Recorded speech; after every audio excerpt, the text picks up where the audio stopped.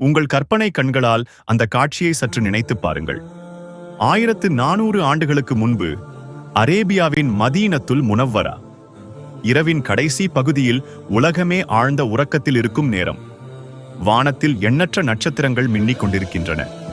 மதீனாவின் ஒரு மூலையில் பேரீச்ச ஓலைகளால் வேயப்பட்ட ஒரு சிறிய மண் குடிசையில் அகிலத்தின் மிகச்சிறந்த படைப்பான நமது உயிரினும் மேலான நபிகள் நாயகம் ஸல்லல்லாஹு அலைஹி வஸல்லம் அவர்கள் கண் விழிக்கிறார்கள்.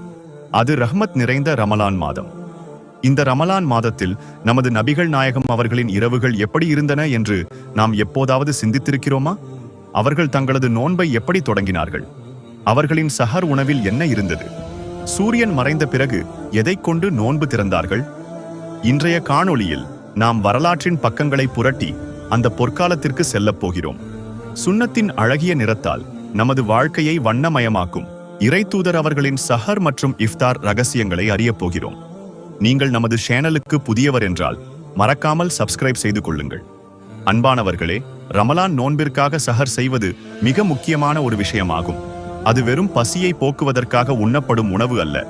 அது ஒரு இபாதத் மற்றும் அல்லாஹ்வுக்கும் அவனது தூதருக்கும் கீழ்ப்படிவதன் அடையாளம். இறைத்தூதர் அவர்கள் கூறினார்கள், நீங்கள் சஹார் உணவு உண்ணுங்கள். நிச்சயமாக சஹார் உணவில் பரக்கத் இருக்கிறது. நபியவர்கள் ஏன் அதனை பரக்கத் என்று கூறினார்கள்? சஹார் உணவை உண்பதன் மூலம் நோன்பாடி உடல் வலிமையை மட்டுமின்றி நாள் முழுவதும் அல்லாஹ்வின் வழிபாட்டில் மூழ்கியிருக்க உதவும் ஆன்மீக வலிமையையும் பெறுகிறார்.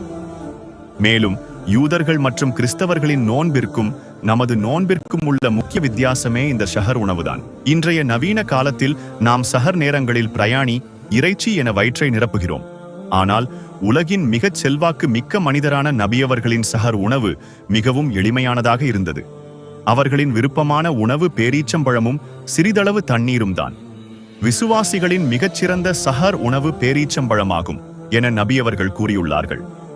இன்று நவீன மருத்துவம் தலைவணங்கும் ஒரு உண்மையை 1400 ஆண்டுகளுக்கு முன்பே நபியவர்கள் நமக்கு கற்றுக் கொடுத்துள்ளார்கள்.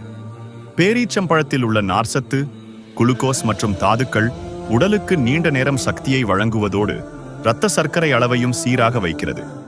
நம்மில் பலர் தூக்கம் கெட்டுவிடும் என்று பயந்து நள்ளிரவு 12 அல்லது 1 மணிக்கே சஹர் செய்துவிட்டு தூங்கி விடுகிறோம். ஆனால் சுன்னத்தான முறை என்ன தெரியுமா? முஹம்மது நபி ஸல்லல்லாஹு அலைஹி வஸல்லம் அவர்கள் சஹர் உணவை சுபுஹ் நேரத்திற்கு சற்று முன்பாகவே தாமதப்படுத்தி சாப்பிடுவார்கள்.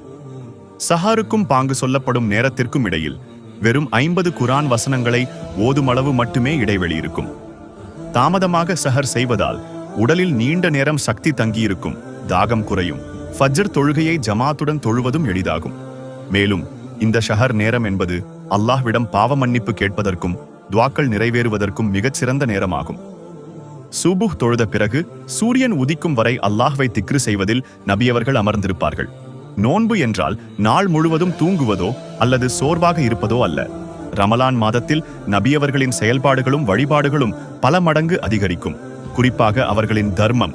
ரமலான் வந்துவிட்டால் ஜிப்ரீல் அலைஹிஸ்ஸலாம் அவர்களை சந்திக்கும் போது முஹம்மது நபி ஸல்லல்லாஹு அலைஹி வஸல்லம் அவர்கள் வீசும் புயல் காற்றை விட வேகமாக வாரி வழங்கும் வள்ளலாக மாறிவிடுவார்கள்.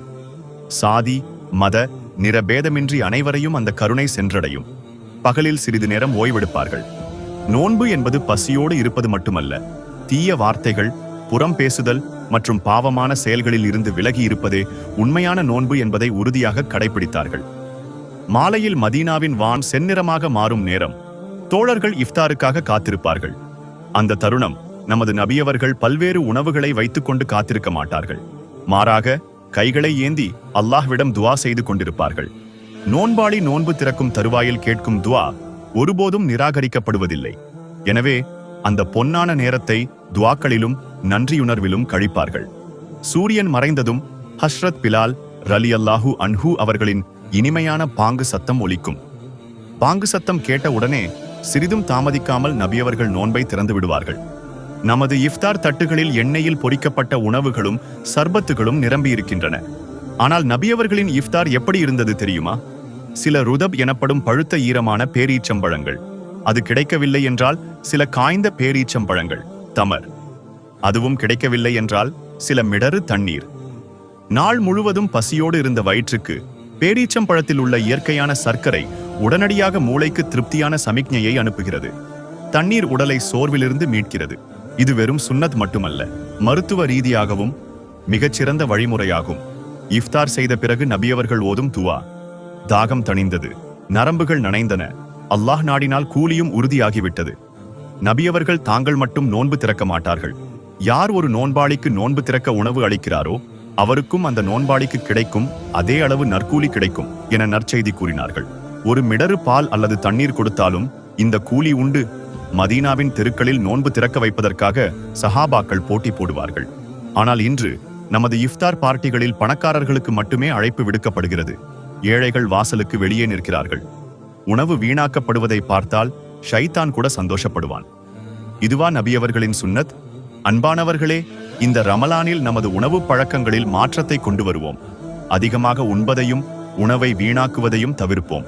பேரீச்சம்பழம் மற்றும் தண்ணீரை கொண்டு சுன்னத்தான முறையில் நோன்பு திறப்போம். நமது உணவை அக்கம் பக்கத்தில் இருக்கும் ஏழைகள் மற்றும் அனாதைகளுடன் பகிர்ந்து கொள்வோம். அல்லாஹ் சுபஹானஹு வதஆலா நமது நபிகள் நாயகம் ஸல்லல்லாஹு அலைஹி வஸல்லம் அவர்கள் கற்றுத்தந்த அழகிய வழிமுறையில் சஹர் மற்றும் இஃப்தார் செய்யும் பாக்கியத்தை நம் அனைவருக்கும் தந்தருள்வானாக. ஆமீன். இந்த காணொளி உங்கள் இதயத்தில் சிறு தாக்கத்தை ஏற்படுத்தியிருந்தாலும் இதனை லைக் செய்து உங்கள் நண்பர்கள் மற்றும் குடும்பத்தினருடன் பகிருங்கள். உங்கள் ஒரு ஷேர் யாரோ ஒருவரை சுன்னத்தை பின்பற்ற தூண்டலாம். மேலும் இது போன்ற பல இஸ்லாமிய வரலாற்று காணொளிகளை தொடர்ந்து காண நமது சேனலை சப்ஸ்கிரைப் செய்து கொள்ளுங்கள். அடுத்த காணொளியில் சந்திப்போம். அஸ்ஸலாமு அலைக்கும்.